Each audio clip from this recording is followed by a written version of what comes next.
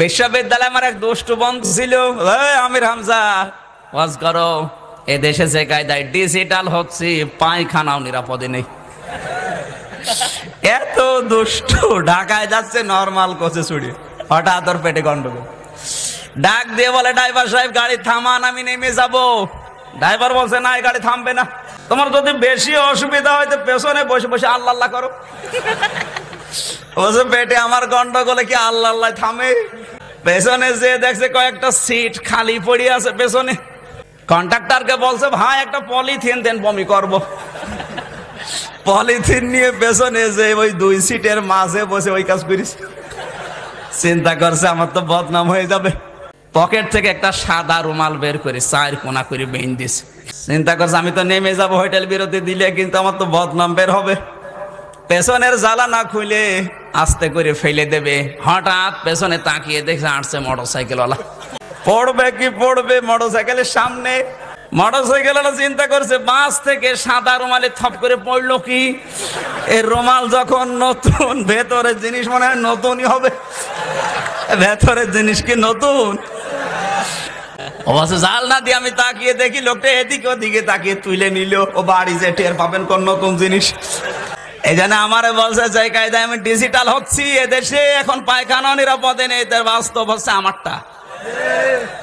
এই যে কিছুদিন আগে এই পঞ্চগড়ে তেতুলিয়াতে 4 বছরের তানিয়া নামে একটা মেয়েকে রূপার ছেলেরা, সোনার না রূপার, ধর্ষণ করতে গিয়ে লজ্জাস্থান ছোট, এই জন্য পারে নাই, বেলেট দিয়ে চিরে ধর্ষণ করিস। আমার তো মনে হচ্ছিল ওই সময় সংবাদটা পড়ার পরে যদি এই দেশে ওই মরা সুন্নত থাকতো, তাহলে রূপার ছেলে সব সোনা হয়ে যেত।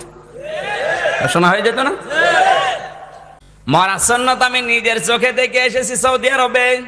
16 সালে আমি 45 দিন হজে থাকার পরে এটা টের পেয়েছি যে মরা সুন্নত থাকলে কি হয়। তারপরও সৌদিতে 100 ভাগ ইসলাম নেই, 70 ভাগ আছে, বাকি 30 ভাগ নেই, কারণ ওখানে রাজতন্ত্র চলে, যেটা ইসলামে জায়েজ নেই।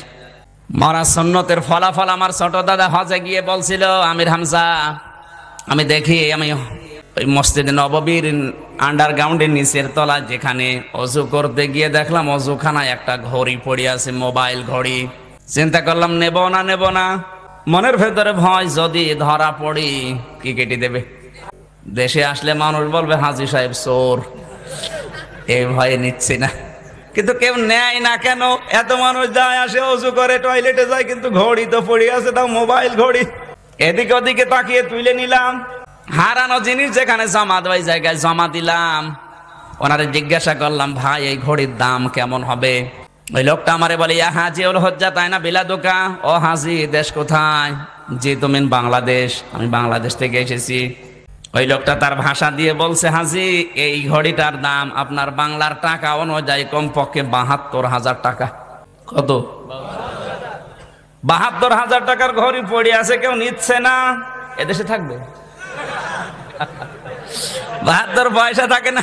খাবারের আগে নবীজি বলেন, আবার উম্মত যদি 3টা সুন্নত মেনে খাবার খায়, কোনদিন ওর বুক পেটের উপরে, ওর পেট বুকের উপরে উঠবে না। 1 ভাগ খাবার খাওয়া লাগবে, 1 ভাগ পানি দেওয়া লাগবে, 1 ভাগ ফাঁকা রাখা লাগবে। প্রতিটি নবী এই সুন্নত পালন করে খাবার খেতেন। এই জন্য কোন নবীর পেট বড় ছিল না, প্রতিটি নবীর পেট ছিল ছোট, বুক ছিল বড়। আর আমরা এমন উম্মত, আমাদের বুক নেই, শুধু পেট। এমন উম্মত আমরা আছি, আই রে পেট আখেরি ভড়ি, ওর ভড়ির উপরে উকুন মারা যায়। আমার তো মনে হয় এমন উম্মত এই দেশে এখন আছে, মহিলারা পর্যন্ত ওর পেট দেখলে লজ্জা পায়। যে সন্তান হয় আমাদের আর পেট হয়, পেট বুকের সাথে বুক লাগাতে লেগে বুক পাওয়া যায় না, এত বড় পেট তোমার। নসুলের আগের 3টা সুন্নত তোর মনেই নেই। খাবারের পরে মিষ্টি খাওয়া, তার মানে আরো খাবার চাই। আর কি খাবেন বলেন? আর কি বাকি আছে দেশে?